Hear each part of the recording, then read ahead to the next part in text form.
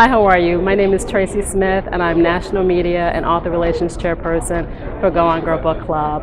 We're one of the largest national reading organizations in the U.S. dedicated to supporting and celebrating the works of authors from the African diaspora. We're very excited to be here this weekend celebrating our 22nd annual Author Awards event, honoring some amazing writers, including our Author of the Year for 2013, Leonard Pitts Jr. My name is Leonard Pitts Jr. and I am the author of Before I Forget.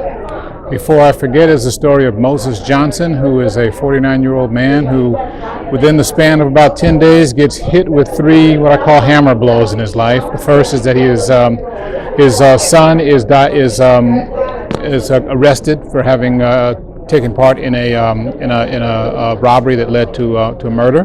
The second is that he gets the news that his father, whom he has not seen in 30 years, is dying of prostate cancer. But the biggest is that Mo gets the news at 49 again that he is dying of Alzheimer's disease.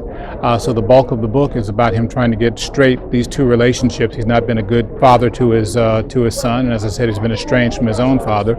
So he's trying to get his life together and get those relationships together, literally in the time he has left before he forgets. Ayanna Mathis. Unfortunately, she's not able to be here with us, but we still celebrate and honor her work, The 12 Tribes of Hattie. She is our new Author of the Year, our 2013 Life Achievement Award winner, Marita Golden. My name is Marita Golden. I'm a writer, a novelist, an essayist, and I'm also a cultural activist. In addition to my writing, I co-founded back in 1990 the Zora Neale Hurston Richard Wright Foundation.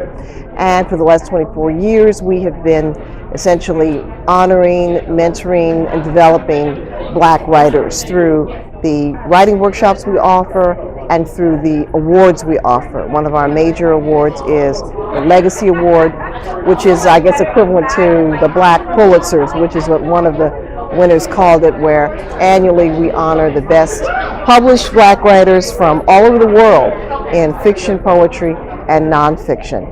And my work is straddles a lot of different genres: fiction, nonfiction, memoir, journalism. And so anybody looking for a good book to read, I've done 14 books. I think I'll have one for you. Well, the Go On Girls honored me with a Lifetime Achievement Award, which is very, very gratifying. I go back really a long ways with the Go On Girls. We've had a long relationship in terms of working together on various programs. A number of my books, the book clubs have read, and I've been a long-time supporter of the very important work that they do. I think book clubs have been a crucial sort of linchpin in the network of support for Black writers. And the Go On Girls is probably the best known, the best organized, the most influential African American book club in the country. So it really was a great honor to be recognized by them today with a Lifetime Achievement Award. We have Kwame Alexander, who is our 2013 Junior Go On Girl Reader's Choice Award winner. We have Dr. Carla Hayden, who is CEO of the Enoch Pratt Free Library here in Maryland. I'm Carla Hayden, CEO of the Enoch Pratt Free Library in Baltimore, and I'm honored to accept an award from the Go On Girl organization as a local legend, because the local legend is really the Pratt Library and the librarians who have made promoting literature for and about Black people a major part of what they do. And it goes back to the founding of the library itself. Enoch Pratt was a Quaker who came down to Baltimore in the 1880s, and he founded a free public library. And what he said, though, that we still use as our motto at all times is, "My library shall be for all, rich or poor, regardless of race or color." And in 1882, Baltimore was the start of the South. They still weren't happy about the results of the Civil War, and it was a very segregated and very racially tense city. And for years and decades, the Pratt Library was the only place in the city that people of color could go to freely and mix with everyone else. And so the Pratt Library and the librarians there had a mission to make sure that literature about African Americans was available and actually a part, almost subversive in terms of making sure that they promoted Black authors. And so 25 years ago, they started a book lovers breakfast to kick off Black History Month, and the first speaker was Terry McMillan, and they've had so many authors since then, and on the 25th anniversary we actually had Terry McMillan come back, and that was just a joy that she remembered the Pratt Library because they actually helped promote the books and buying them. Now some people say, well, libraries, and are they going to be relevant in the age of ebooks and things, and they're even more relevant today though. And librarians are making sure that everyone has access to the ebooks, being able to check out now e-readers and devices that will allow people to read, and just making sure that with the new formats, we still promote authors, we're still the place that people can come, and we're a place that they can come to and interact with. A Kwame Alexander, a wonderful young adult author who speaks to young people, and that libraries are places where they can meet live authors and realize they can write too.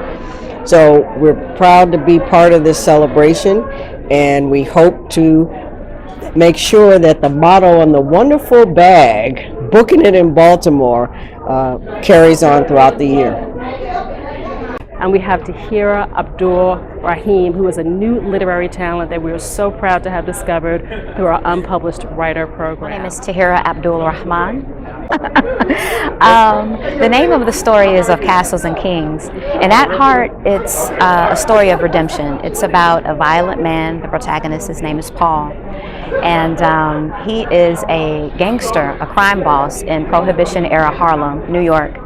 And essentially it's his struggle between society and himself, his ultimate unloading of his past and of his sins, and his eventual redemption through love and through self-sacrifice. So it's kind of deep. I touch on a lot of different topics. It's crime, it's love, it's philosophy.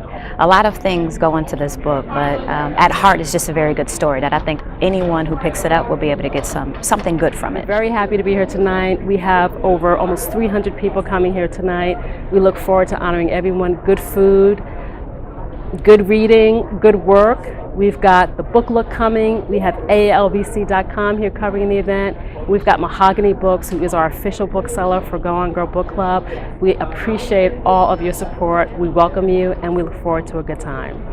AALBC, African American Literature Book Club, the brand. When you talk about Black books, when you talk about African American literature, when you talk about literature around the diaspora that features people of color, you think of AALBC, African American Literature Book Club. If I could give it like a new acronym, I would call it All Africa Living Black Culture. Bam!